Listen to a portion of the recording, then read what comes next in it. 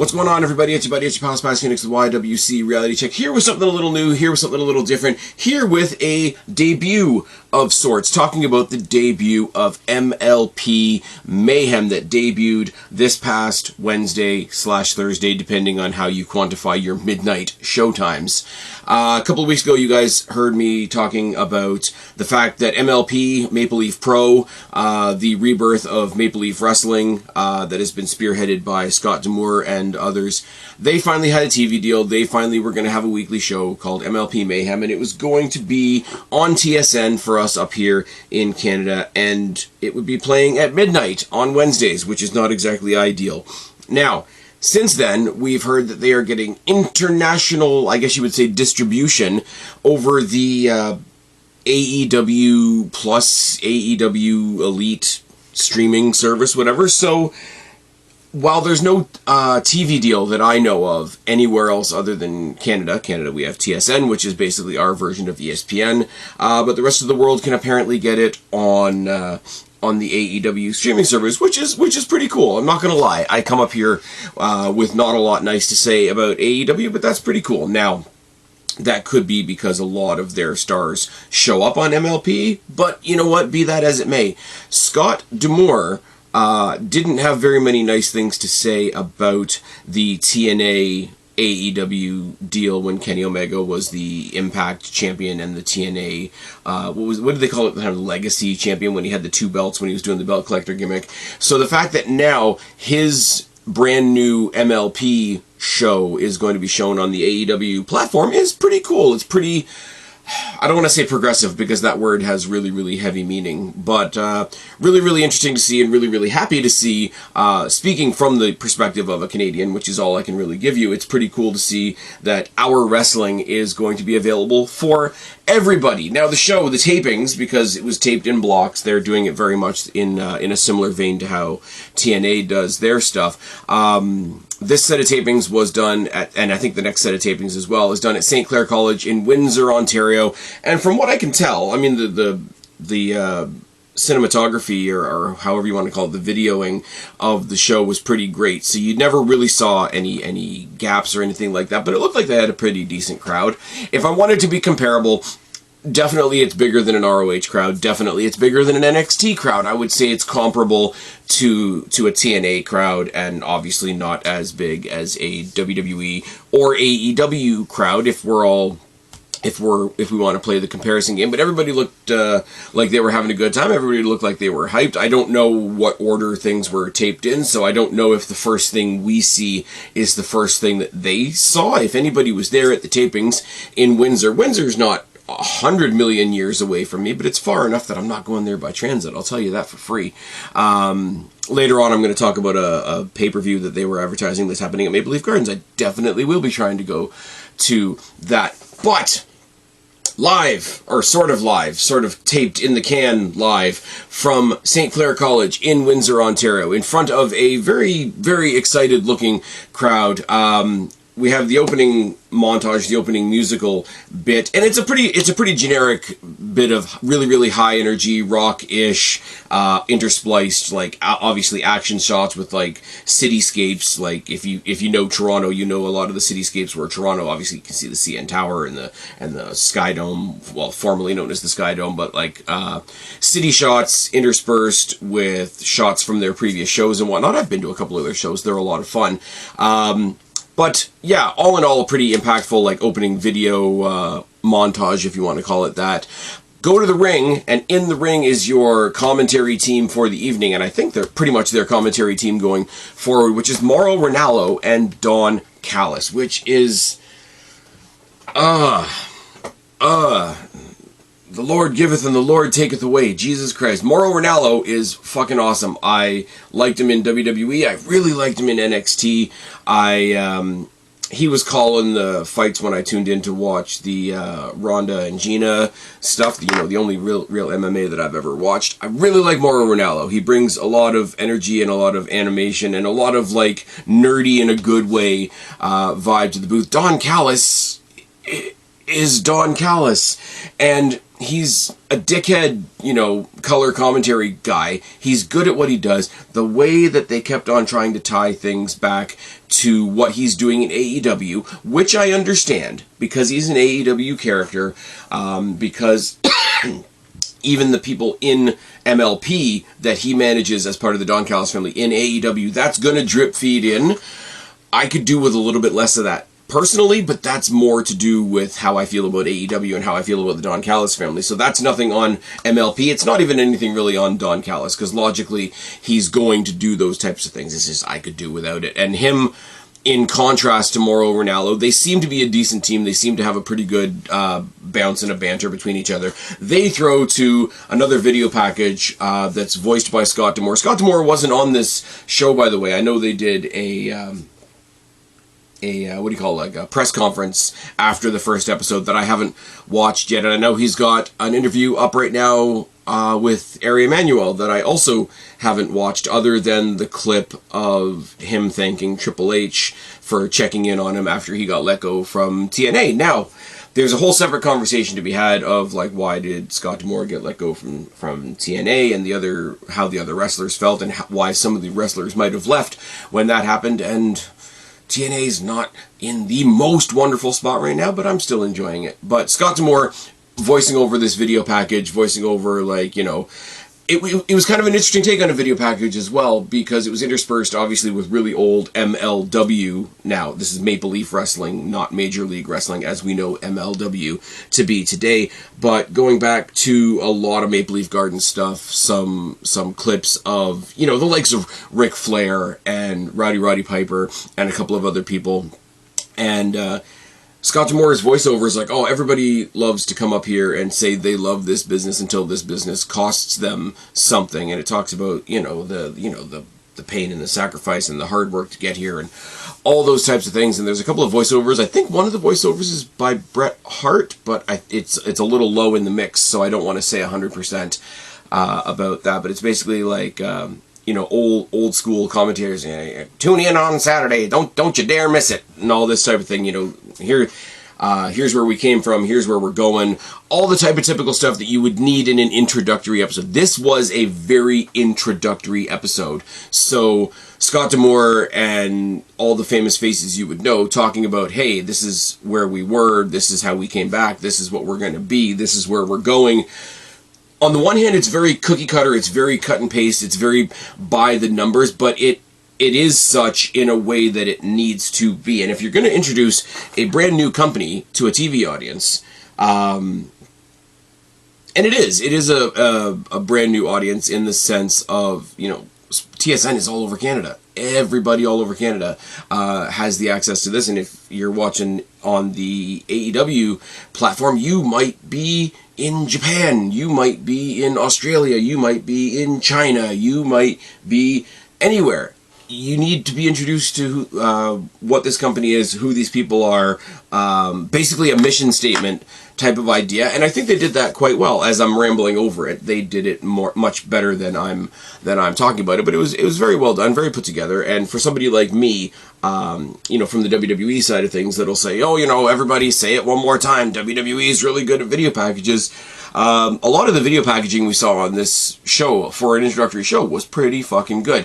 And if you want to start things off on the right foot, why not have a World Championship match? Now, their World Championship is called the MLP Men's Canadian Championship. It's a mouthful, it's fine, and also we're dealing with an interim champion at the moment in Stu Grayson, because our inaugural inaugural in this iteration of MLP men's champion was Josh Alexander. I was in Maple Leaf Gardens and I watched Josh Alexander win that title in a gauntlet that ended up in a final between himself and a very, very Americanized Matt Cardona. It was a lot of fun.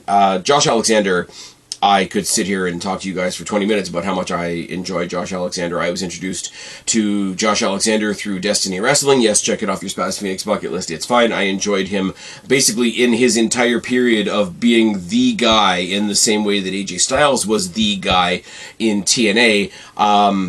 And yeah, I've been kind of vocal about, like, you know, they brought him over to AEW, and I don't want to tell anybody else what to do with their career. I would love to see way more of Josh Alexander than we've seen in AEW, and being part of the Callis family and all that. Now I know part of that ties in with him being injured, and I'm not going to wash over that, because that's shit. His wife Jade Chung is also a announcer that has done announcing for MLP, that it's done announcing for Destiny. Yes, check it off your Spaz Phoenix bucket list. It's fine. And they're both just chill people. I've had the chance to meet them a couple of times, just in chance conversation, and they're really cool, and you want really good things for them. So, bottom line, as I ramble on once again, is Josh Alexander is our actual champion. Stu Grayson is our interim champion. All the best wishes, and get well soon to Josh Alexander. I'd love to see him basically take on Stu Grayson and get his belt back and all that kind of thing. But we have a title defense, and it's Stu Grayson versus Jonathan Gresham. Now, Jonathan Gresham, I mean, a lot of you guys know who Jonathan Gresham is. Once again, I was introduced to Jonathan Gresham through a combination of TNA, and he showed up at Destiny a couple of times as well. I got to watch him wrestle live. I think he wrestled Josh Alexander, but my memory is soup, so I might be wrong.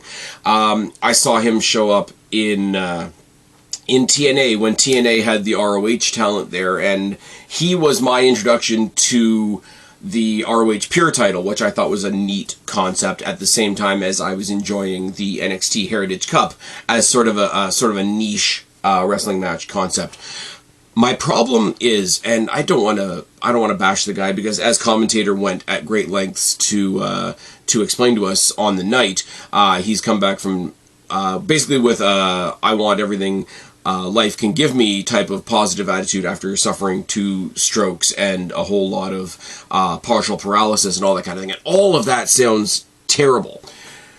The thing with Jonathan Gresham, for me, is I know if Jonathan Gresham's in a match, I'm going to see a good match, but I don't ever really know what his character is, other than he's the octopus, because he's a submission guy and all that kind of thing. He suffers from, and obviously I'm not comparing it in this way, but he kind of suffers from a little bit of that Chris Benoit thing of, I know the match is going to be awesome, so I don't really have to care about the character. Let's get into the match. The match is going to get me into the character, because the character is, hey, here's this guy that gives you great matches. Does that make any sense? You get, as I say, on commentary, you have them going into great detail about how Josh Alexander is injured. That's why Stu Grayson is the interim champion. He won it in a 6-pack challenge that also included Rohan Raja, who is the Champions Grail champion, which we'll talk about in a bit. But he's the interim champion. They explained Josh Alexander's injury. They talked about everything that Jonathan Gresham has come back from, which is really good. Also, and another Destiny Wrestling reference, the referee for this opening contest was Destiny referee Harry D. So shout out to Harry D. Rohan Raja is watching backstage. Awesome striker power guy versus grappler match, and the Nightfall backbreaker gets the win for Stu in a great match. I rambled over it already. My opinion my interest in Jonathan Gresham does not properly reflect what I think of his talent in the ring. So that's always a bit of an awkward watch for me. But the guy is fantastic at what he does. And as far as putting on like scientific, let me pick you apart type of matches, he's great. He's one of the best. I find his character a bit boring, and I think that's fair. Stu Grayson was introduced to me, obviously, when at the beginning of AEW, when the Dark Order was a thing, and it was him and Evil Uno, and I don't know what Evil Uno is doing these days, but Stu Grayson right now is our champion. Also, because he's from Montreal, Mauro Ranallo going above and beyond, telling us all about the history of great Canadian wrestlers that have come out of Quebec, from Kevin Owens to Sami Zayn to PCO to the Mountie, etc., etc., etc. That's the kind of thing Mauro Ranallo contributes to the conversation. Now, as I say, Rohan Raja was watching backstage. He's the Champions Grail champion. Now, the Champions Grail is a shared title that is representative of and recognized in Qatar Pro, Oceania Pro, and Maple Leaf Pro. It's a branded Company title. And it's kind of a weird take on a mid-card championship. I'm sure if you hit the wiki, they'll give you a way better description of it than I am. But he's really good as well. Rohan Raja doing this Champions Grail thing and almost treating that Champions Grail like it's above the Men's Canadian Championship, because I'm defending it here and here and here and everywhere. And it's kind of what I imagine AEW would have wanted their international championship to be when Pac had the international championship and he was sort of defending it wherever. So he wants to set his sights on another title. There's a promo later on from him basically laying all of that out. Video package on the MLP Canadian Women's Champion, Giselle Shaw, talking about how, she's waiting for people to step up. She's waiting for people to, give her a challenge. And she kind of does like a counter Bill Goldberg thing. And she ends it off by saying, it's not about who's next, it's about who's ready. And I thought that was a really interesting twist on what has become a cliche in wrestling, because every time you get a new champion, you're like, okay, they've won the champion, they've maybe had a rematch with the former champion to solidify their title reign, who's next? Now, flipping that on its head with a mentality of who's ready was a nice, interesting touch. Then we get the first of many, many, many promos for MLP Northern Rising, which is the pay-per-view that will be emanating from Maple Leaf Gardens in Toronto, I believe. Sorry, I should say the Matinee Center, but it's formerly known as the Maple Leaf Gardens, and even on the poster it says formerly known as Maple Leaf Gardens. It's like when you go to Toronto and you go to the Sound Academy, even on Ticketmaster it says Sound Academy, formerly the Docks. Rogers Center, formerly the Sky Dome, which means it's actually still that, to anybody that actually cares. I was at the Northern Rising, initial Northern Rising show, and that was where they established both their men's and women's champion, like I say, with Josh Alexander and Giselle Shaw. I hope to go to that show. I think it'll be a blast, and by that time we will have had some episodes under our belt, and there will be a pay-per-view with build other than a pay-per-view that's just, hey, come on down, there's going to be a lot of really cool wrestling, which it was, and it was good. Gamma Singh is out in the ring with Johnny Swinger. If you don't know who Gamma Singh is, he's the former Champagne Singh from TNA. He's cutting a great heel promo. He says, with MLP being brand new, he's their very first second generation star. He's the son of the great Gamma Singh, who never got the respect in Canada that he deserved. And Roddy Raw cuts the most, and I say this in a positive way. I say this, the cliches in wrestling are like cliches in life. Cliches become cliches for a reason. They can become cliches because they work. But he is doing the most intentionally corny cut and paste heel promo ever. And then he gets killed by Rhino, which is fun. Rhino is still great. Rhino is still amazing. Saw Rhino in person at that Northern Rising show as part of the Gauntlet, when the Gauntlet for a little bit of time was down to Rhino, Badass Billy Gunn, and a guy named Psycho Mike who tried to body slam both of them. It didn't work. There was a comedy moment where both Rhino and Billy Gunn said, oh, come on, try again. You can do it. And then when he finally body slammed Billy Gunn, it got a cheer from the crowd, and he basically got up and said, oh, good job, you finally did it. Later on in the night, there was a promo package for Psycho Mike as well, just showing a bunch of, pictures from when he was a kid, and people, pretending to talk about this psychotic guy, and all his childhood photos are, superimposed with, this big, wide-eyed expression. Very, very fun, very, very in kayfabe, which is something that some other bigger companies are sorely missing at this particular point. But Johnny Swinger being in the corner of Gamma Singh is just a weird, how the fuck did you guys get together type of thing. Watching them get killed by Rhino is fun for the whole damn family. And then we get a backstage promo from First Faction, who are the MLP Canadian Tag Team Champions, and they will be on the show next week to defend their titles. Now, I don't know a whole lot about First Faction. I think one of them is Sheldon Jean, which I've seen before. But I want to see more about them. I don't want to do the whole, hey, I don't know who they are, let me run through their Wikipedia, their encyclopedia, let me Google everything about them so I can pretend to know who they are. Nah, they're the champions. It's a brand new show. You're introducing me to brand new champions. Let me see when they show up next week what I think of them, etc. But yes, speaking of tag team wrestling, the Grizzled Young Veterans. Oh, what do we say about the Grizzled Young Veterans? They haven't been used good anywhere. Anywhere. They were in, what were they? They were in NXT UK. I think they were the tag team champions in NXT UK.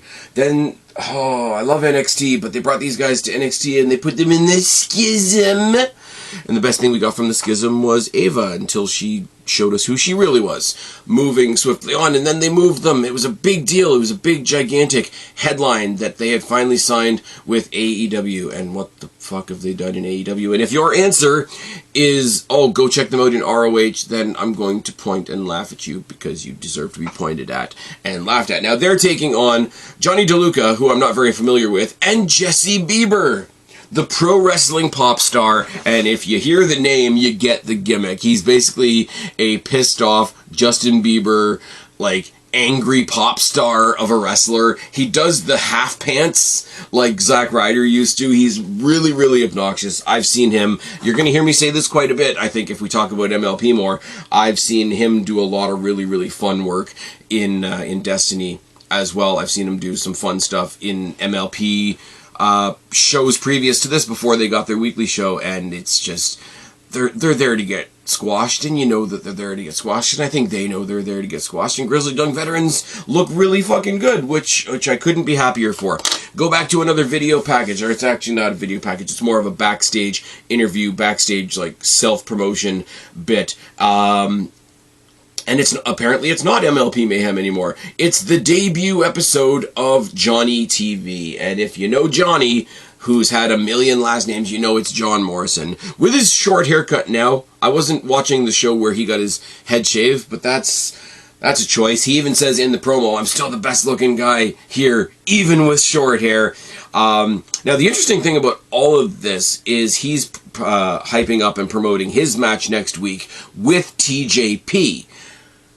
Interesting in the sense of TJP is the only one mentioned within the MLP sphere that has sort of a tangential WWE relationship, because TJP is active in AAA. We've seen him active in AAA recently, which is really cool. He's got this, like, angry goth Miz thing going on. I think when he showed up in AAA randomly, I think I called him work rate Miz, which is kind of derogatory, but it is what it is.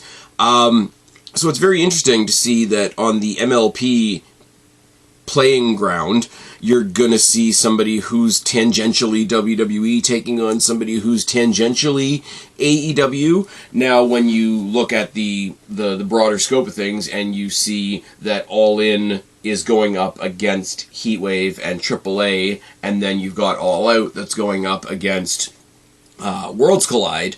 Very, very real WWE versus AEW stuff. You're going to see that play out literally on the mat between Johnny TV and TJP. Really, really looking forward to that. Hoping that it is the main event, if I'm going to be completely honest with you. Now, the main event, here's something for you, AEW, and you don't have to wait for Sasha Banks to come along to do this. You can put women in the main event, and it's Giselle Shaw defending against Alex Crowley. Big Al, Alice Crowley. I don't know anything about Alice Crowley. I think I've seen bits of a match of hers online, in the sense of, hey, she's going to be showing up in MLP.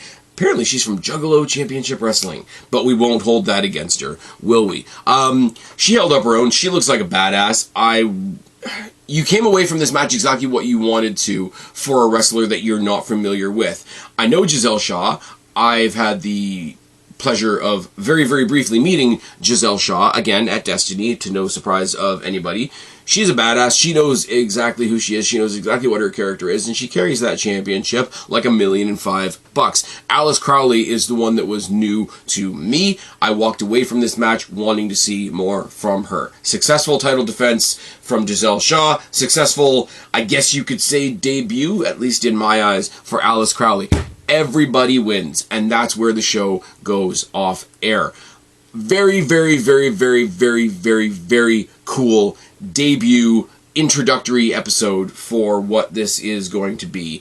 And it's really important to note that this show did not present itself as oh my God, we're as big as a stadium, we're as big as WrestleMania, we're as big as All In, we're as big as this. It's like, no, we just got here, here's where we're going, here's what we've got right now. And I think that's so important and so real, for lack of a better term.